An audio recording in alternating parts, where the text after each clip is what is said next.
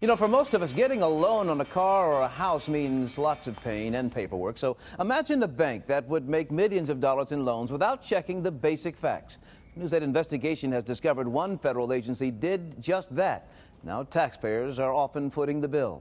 Byron Harris reports as News 8 investigates. Basically, it's the taxpayers' dollars, and these people stole, hundreds of millions of dollars. And they're living a big fat life, and the government's not doing anything about it. Clifton Bradshaw is a rock-tough Texan who built his business by dotting his I's and crossing his T's. He's angry that the federal government is not doing the same. Evidently, there's no due diligence, period. I mean, that's the whole problem, that you got a bureaucratic organization that doesn't have due diligence. At issue is this little-known federal agency, the Export-Import Bank of the United States. It's supposed to help businesses in places like Texas sell products to businesses in places like Mexico by giving loans to Mexican companies. But a News 8 investigation has discovered nearly 200 bad loans the Export-Import Bank made along the border. Loans gone to default because the Export-Import Bank didn't do the diligence private business routinely does. This is not any of our documentation, but that's all falsified. Unknown to Bradshaw, his company was used in the scheme. News 8 showed Bradshaw loan documents that say his company supplied nearly $20 million of equipment in Ex-Im Bank loans to Mexican companies.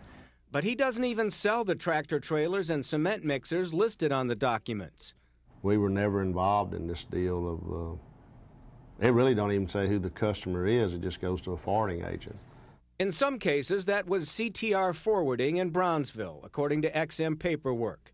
But we checked the address, and no such company exists now, nor has it ever. Here's more dubious data. Texas Crushing and Screening, connected to a nearly $2 million loan for heavy construction equipment, supposedly to a Mexican company. The invoice from the Ex-Im Bank says Texas Crushing is located on Highway 10 in Dallas. There's no specific address, an erroneous zip code, and no phone number. But a simple MapQuest search would show there is no Highway 10 in Dallas. The loan is now in default.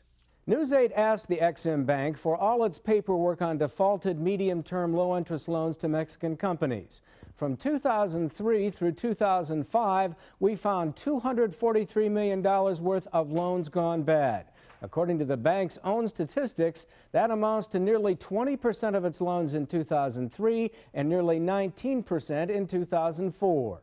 Any part of a bank's portfolio that has a 20% default rate shows that the bank has not done what it's supposed to do. Here's a $4.5 million Ex-Im loan for 14 luxury buses. The manufacturer's model numbers don't match the invoices.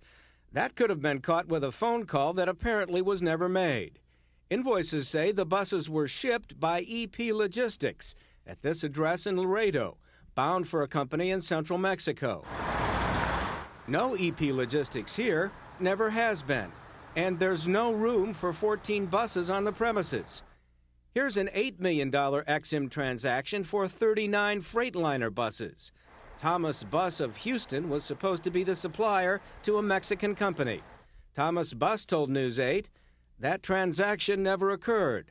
The buses don't cost that much, and we don't export to Mexico. Burton Equipment in Farr, paperwork says, exported air compressors to Mexico. Didn't happen, Burton says. At this address, a couple of miles away, Cherokee Tools is named as the forwarding point for more equipment bound to Mexico. This time, more than $6 million worth of refuse system equipment. But Cherokee Trucks is at this address, not Cherokee Tools. No, this is not my signature, and that is not my business name, only the address. I don't know what's going on with this. Andrew Parker may know what's going on. Documents show his company was the middleman in many of the transactions. That company, the San Antonio Trade Group, is run from this historic mansion in San Antonio. Parker shows up as the exporter for much of the equipment that was supposed to be sent to Mexico. News 8 has learned Parker is now under investigation for $145 million of defaulted loans, most of them to Mexico. The government suspects he may have pocketed the money through fraudulent invoices and dummy companies. He drives a Ferrari and a Bentley and resides in this $3.5 million house. The government wants to seize some of his luxury cars and is suing them for them. He declined to talk to us, and despite the fact that it's funded with taxpayer money, neither would the Export-Import Bank in Washington. We had an interview scheduled here. We wanted to discuss how the bank decides to loan people money and how many loans go bad, but the bank canceled the interview. The loan default rate remains essentially secret. It's not easy to get detailed answers as far as their operations go. You just have to take their word for it when they say things are going well. Across the border in Mexico, many of the companies that supposedly got loans were impossible to find. One loan was supposed to go to a firm called Deep Clean. No such place. More than $2 million were loaned to a car rental company near a border airport. Doesn't exist. Back in Texas, Clifton Bradshaw is chapped that no one was watching it all. I was surprised that it could be done. I wasn't surprised that it was tried, okay? I was surprised that it just went through the system. For the first time in its 73-year history, the Export-Import Bank has appointed an inspector general to review possible loan fraud and abuse. But the bank lends $12 billion a year, and it says it's expanding its loans to small business.